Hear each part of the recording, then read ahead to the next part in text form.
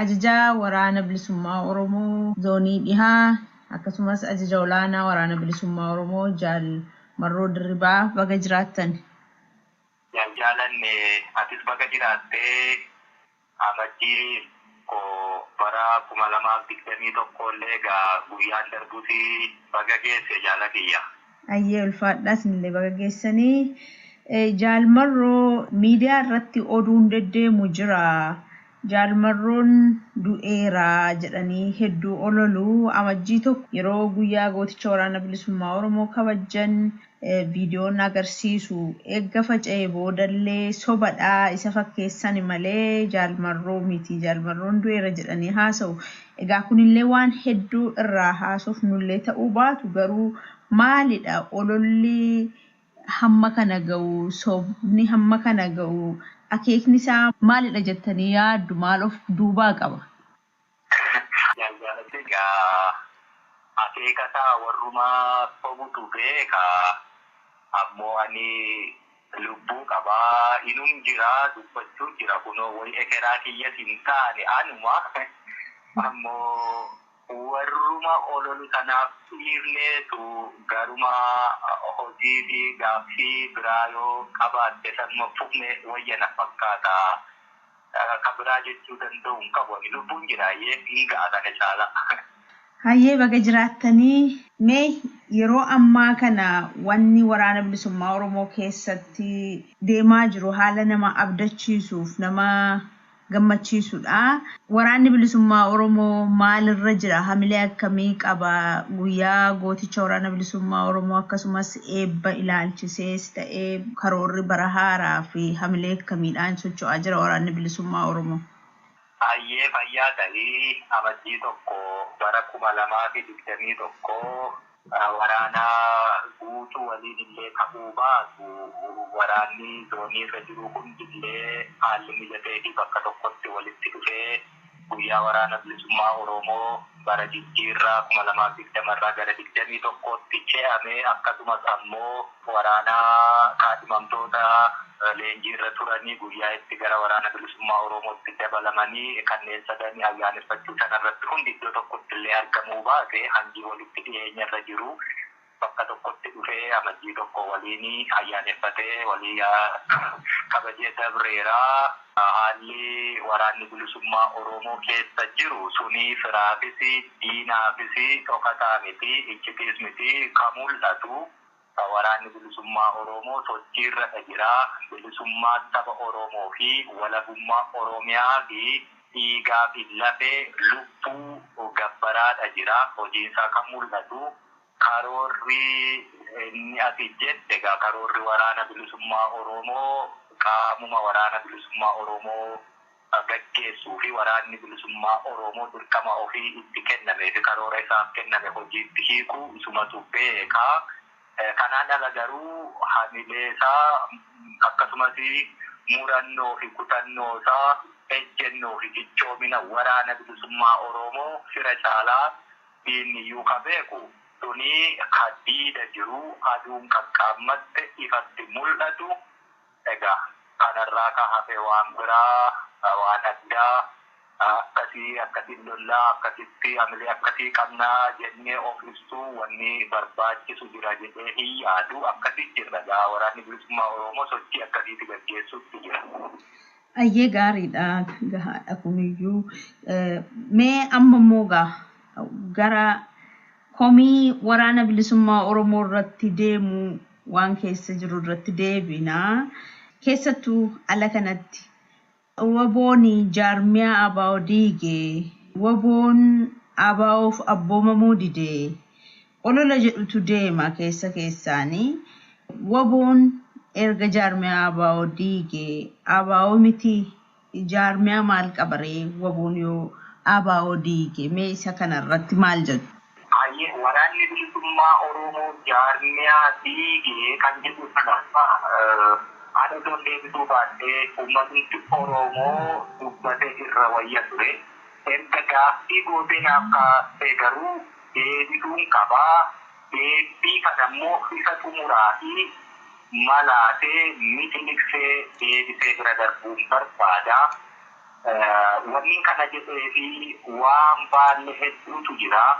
Qabsoo Oromoo jecha itti tola saba Oromoo jecha itti ilaalichaa jecha wanni baatan hedduutu jira. Amma garuu burjaajiidha ta'ee sabni waan deebii argachuu qabu gaaffii amma akkasii ka'u kanaa fi waan qulqulleeffachuu qabu jira. Sana gadi baasee qulqulleessine murtii sabaaf kaafuun dirqama ta'e waan ta'eef burjaajiin akkasii ammoo yeroo ati humna taatu yeroo waa hundaa injifattu yeroo qaawukee duuduu ba'aan kee karaa firaasaa ta'u karaa diinaatti kennan sirraa salphatuu fi yeroo rakkoof turamu dhiiga hedduu horattaa ololli fagoorraanii bobaa kee jalaati ta'a. Kanaaf ololli akkasii ammoo uummata qulqulluu qabsoo bilisummaa Oromoo kanaaf wareegama qaqqaalii kafalaa ture fiichis kaffalu kanadha burjaa jetta waan ta'eef deebii qajeela argatuudha qaba. Achi booddee murtiin kan uummata Oromooti.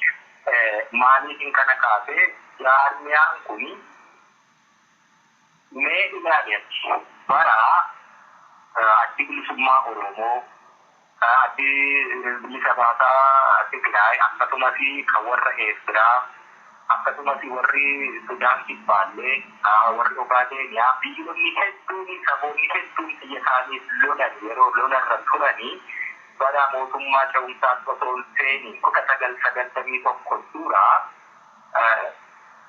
Ogeessi addi bilisummaa Oromoo hedduun isaan carraa biyya alaa jiraachuuti qaba ture. Olola miti kuni soba miti kuni waan keessa jiruuf waan beeknu waan hin dhokanne. Maddi itti rakkoo kanaa ala bahee dubbatamuu qaba. Ajjeefamuuni jaalbaaroo tumsaa osoo itti ta'ee irra dibamee hin hafne ta'ee abaa'oo keessatti fottokiinsi yeroo irraa yerootti hin mudanne ture. Wanni akkasii seenaa ol keenya jechaa dhaloonni garuu dogoggora sanarraa akka hin baranne dhuffaanfamuun kun madaarratti madaa godaannisa irratti godaannisa dabale waan ta'eef yeroo akkanaa kana burjaajiin akkasii dhufuu seenaa ol keenyaan bira darbamuu qabu qullaa'uu qaba. Kanaaf hin kana kaase. Maal jechuuti yeroo sana hoggansi irraa hedduu alaa qabaachuu waan ofii irraa fagaatee Awurooppaa Ameerikaa jiraachuuti qaba ture. Hoggansi kun haala kanaan biyya alaa keessa sarraa qabaatee jiraatu waraana isaarraa fagoo gurguddaa onnee waraana bilisummaa Oromoo irraa fagoo jiru kun.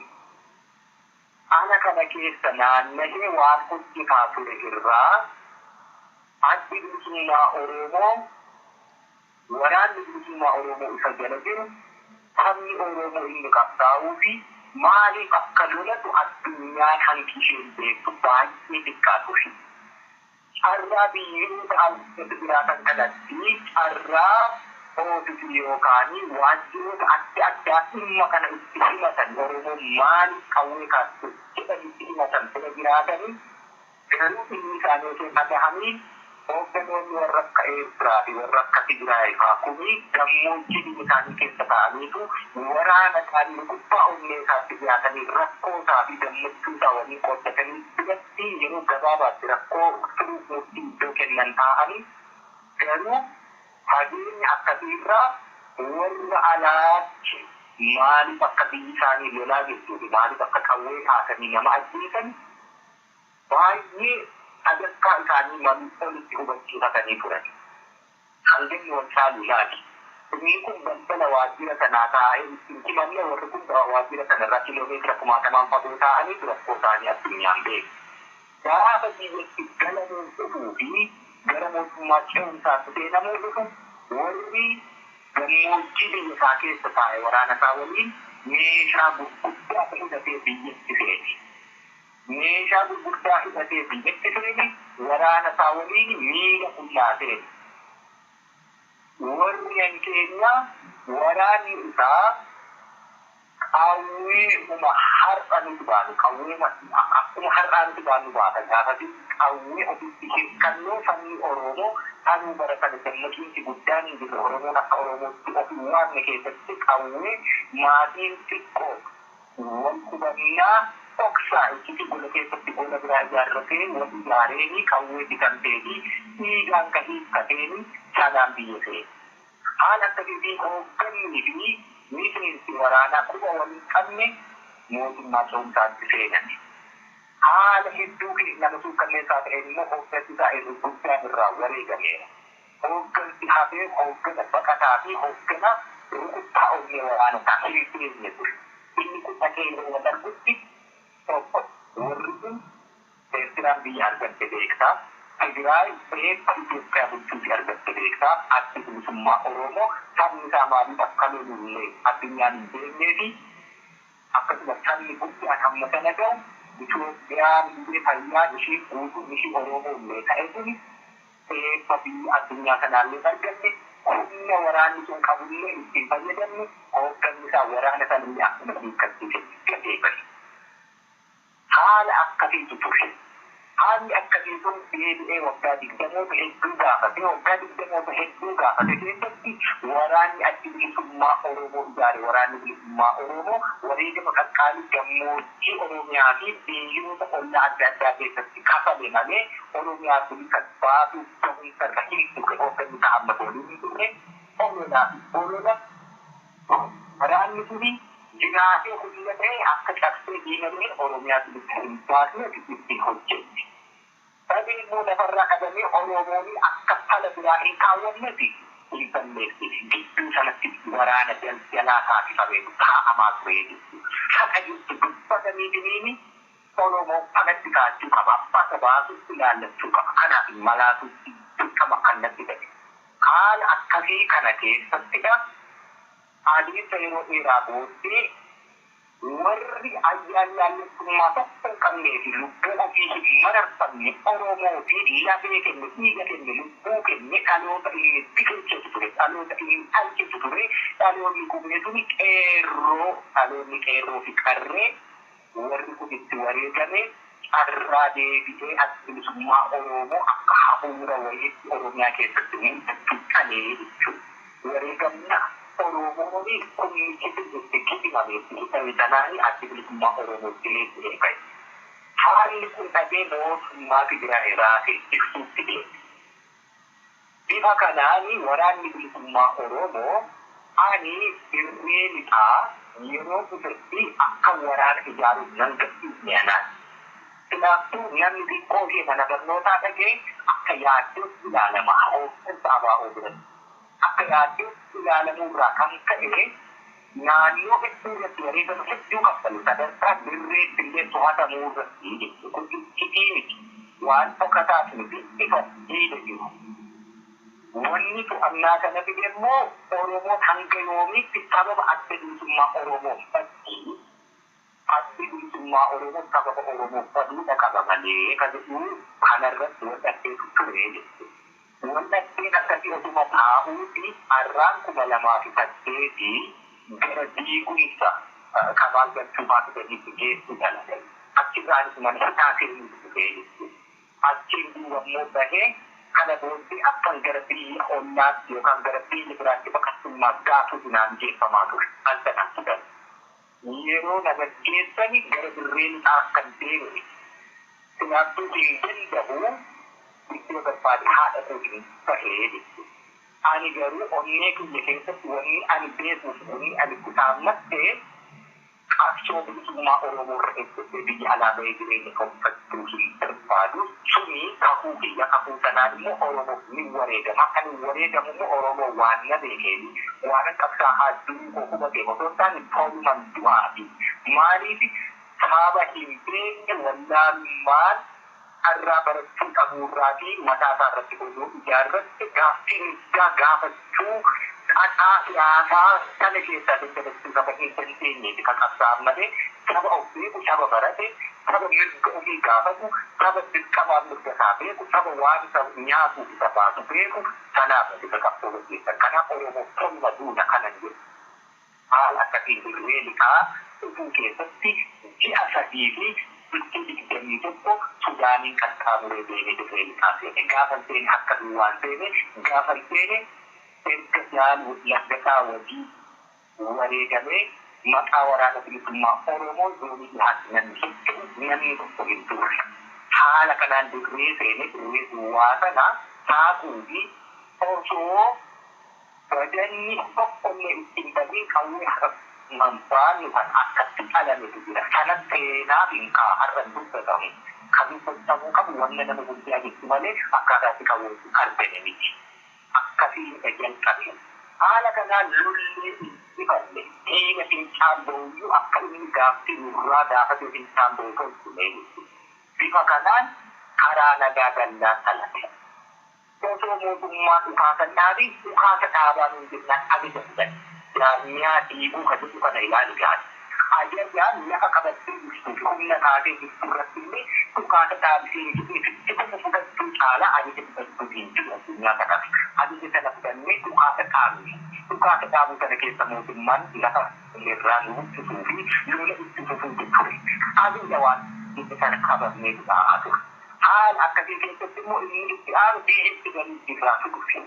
Biyyatti galamuun dura waa'ee dhimma waraana bilisummaa Oromoo fixachuun dirqama diigan. Mootummaan kun gaaffii kachiisu kaleessaa fi dhaabni kun adda bilisummaa Oromoo fi mootummaa tokkicha kanaan kan hiikkate dhaabota kaleessaa kana. Mootummaan tokko dhaaba tokko dhalamee kachiisuun baay'ee fama. Jarri kun immoo amanamuu hin danda'an. Oromoon bara hedduu cimeenyameera amantaa namarra kaa'achuu fi kan jedhuuni waraanni bilisummaa booddee rakkoo ta'a. Isa qabsaa'onni kennu kuni qabsoo Oromoo boofa hedduu leekkee harkisan hiikitti gadhiisan liqii jettan sana ta'a jedhee ajaja yeroo sanaatti hiibi. Eegduudhanne maastee fudhanne yeroon qabnu warri Eertiraa rakkoo Itoophiyaa waliin jirtu fudhataniiru waan ta'eef biyya keenya keessan taa'inaan hin jedhanii jedhan. Kana immoo gaaffii kanaan dura kaasaa ture asitti beeksa jaalanne.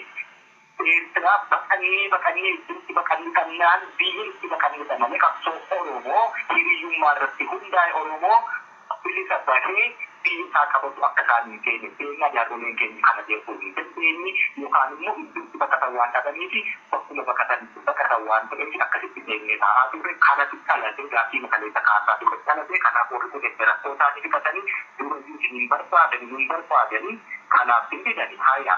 Maal wayyabe gara alaatti bahaati rakkoo keenya kana bakka namni sadaffaan yookaan qaamni sadaffaan jiru akkuma jettan sanatti xumuramee akka lammataa hin taanetti gaaffii Oromoo deebii argachuu qaba. Haga gaaffii Oromoo deebii argannetti immoo amma akkuma kaleessa xiyyaaraan guuramtanii galuu jecha Oromoon ijoollee isaa akkuma kibbanii qabsoo kana keessatti fixuun dirqama hin turre sirrii hin turre jennaan hin didamee biyyatti galamee jiru.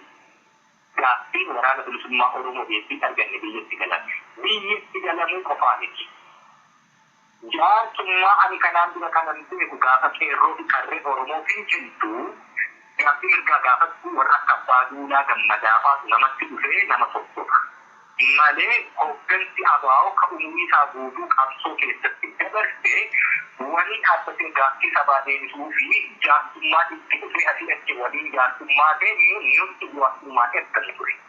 Gaaffii isaan nutti dhiyaate hiikkadhaa kan dhufu mootummaa irraa osoo hin taane qaama keenya irraa nutti dhufe. Wanni akkasii hiikkadhaan kun immoo qabsaa'ota kanaan dura miseensota waraana bilisummaa Oromoo kaampii waraanaa keessatti hiikkatanii koleeraa fi garaa kaasaaf fide kuma soddomaan kuma afurtamaa ta'uu kana deebii argannaa biyyeessaa hedduun abbaan biyyeessaa hedduun ala ilaalaa hafe kanatti hin keenyu jechuun achirraa dhalate. Haala kanaan jaarmiyaan sun har'aa jalatti buluu didan jaarmiyaa diigan jedhan kun waraanni bilisummaa Oromoo zoonii bitaa jiru ni qopheeffamamu bifantamii haftu ka zoonii kibbaa jiru ni galaa. Kan inni galuu fi sababni isaa immoo bayyata irraa kunna akka keessa of danda'e hin lolatu. Gaafa bayyanni irraa jite akka kennataa kan nuyi jedhameetti hogganoonni keenya warri har'a isaanii namni ololu jalatti buluu diddan jedhan. Kuni hundi ololani yeroo barbaachise waraabbii sagalee fi barruu wajjijjiiraa turretu jira teknooloojii galannaa ta'u amma wanni sabanii jira darbanii hin jiru mana eegamu qaba waan ta'eef Oromoon kalachuu qaba waan ta'eef yeroo ni barbaachisa ta'e an ololanii ololuu ta'ee kanaan duratti ololan barbaadu hojii nama ibsaman ololanii wanni kun ni barbaada mataa kan Oromoo ni kennaa jechuudha gaafa حال أكثرين ورانا الثوني شباب الرابط الإنتاجية جنات النور من كلام بالدمجو قضاء أكثر قضاء مولون تنبيتني حتى لما فاتوا تسيب ذكرين جدا يكون كانوا يجين فأي فكرت أورومو بسكين تنبان بيدا أو بسكين تنبان الكفانا هر قدرون سانتو بدي كيمون تلكما سانيها فلدو ساني منبياكي حال أكثرين كأوه كتو كافة جنة دون حماد نتبنبي Dulu ini lula bulia kami usul adat jincipin lule irhane. Dulu itu aktifin di kancing kamu dupi lahir yang masih karena gade orang sama naga jalan itu aktifran ni ni kenapa mula orang ini yuji kita kan ada dari orang yuji kita hal aktifin uang Korea aku kita Korea itu kita Jaroni tidak ada zaman haji kami dokter ini. Ini sini mesti gede orang mikir nak. Warana kata sini umat Islam ya budi anak tak Jaroni dia budi besar Islam kita kiri sabi. Ada semua orang ada kawin lele orang bisa bahasa itu kira kamu. Kung sabi ito, niyang niwara ka, halyugre ito rati manat kese, wala na kalsabi ito ay yamatlan. Akka wala na tili ito, kaban mo nagsiakapsagan ni, kalati, diyan niya ang kukong namami, at kami sa tagatimugan kini. Hala ka na tinimugan eh. O kung sa nagpapinduran mo, wala ka na sunor kesi, umada, ulo mo, garanit ajo, ilma di sa kana. Hal ini terdiri dari setiap faktornya kendaraan di mana perangkat terjadi di pada bulan terjadi asal relasi. Kadang-kadang jarnya sulit tinggal ini. Karena unda aku tahu bukan sakit. Jarnya hari ini di ini jadi sebelum ini bukan ini juga terjadi. Kalau ini mau rumah kan. Yani juga ofis satu dari sudah jadi. You sudah satu karena ni setiap orang mau ke atas emas sudah dapat dipohon itu. Jadi itu ofis satu. Jadi dia ofis itu. Jadi umuri ofis kakak itu bukan anifit ofis kamu orang mau melakukannya saja akan kerja. Jadi hari itu dengan margin hari tadi itu. Jadi akasih karena hujan cimur kokama. Yani ofis satu dia masih cari dia. Yani organisasi itu mana kita ada. Yani ofis itu tani bukan itu. Yani akasih jalan kami punya. Isa kata kofang. Yani karena ganti agama ini murti sudah murti. Oh. Ini kanesa orang ini kawin bisa bagi itu ni jiran itu sebut kita nanti kawin itu kita jalan tu. Orang kafir saya kembali itu kita dapat itu saya kanesa kawin itu sana kita. Karena saya jiran itu orang itu semua orang saya kanesa itu kita akan itu orang mau caranya tinggi. Jadi itu akan diberi ada juga orang mau ambil sekarang ada di musik itu juga. Orang kafir ini kan bisa dibahas dengan jelas. Untuk mau kawin itu bisa bahas kawin kecil satu ini. Ini semua itu bahasa biar orang mau kawin satu dulu karena akan itu caranya di abau dalam sebelum kita ini kita masuk. Ini si abau ada semua orang mau isa kanesa har asimmo sera kanesa kabate chochuchi hindi dibeta yarmi ufasi brat to inetu panne warani semua oromo kias nadbe diplomasi media warana kundu matwate bukan seperti itu abau oke jamia kapsul semua oromo tidak iman kenya asal semua oromo kaji dari kuku itu mesti cikin hati batu itu dure akan dimakati dan itu orang semua oromo ada terlalu orang yang punya siasa kesinci harus ada itu jama-jama akan cari di dulu sini dan kita akan mesti doa itu qawwee fi kan gomaa gochuu danda'u qawwee kan qabu waraana bilisummaa Oromoo. Kun immoo qawwee irratti sun immoo Afrikaa keessatti aadaadhaan kan qawwee irratti qawwee haga qabnutti immoo humna sanas ni qabu. Ittiin ni dandeenya. Yeroo humna taatu immoo akkuma silatitti diina irraa miti ololli fira biraatitti hammaata. Kanaaf bilisummaa Oromoo jaarmiyaa diiga ifiche malee jaarmiyaa isaa hin diigne.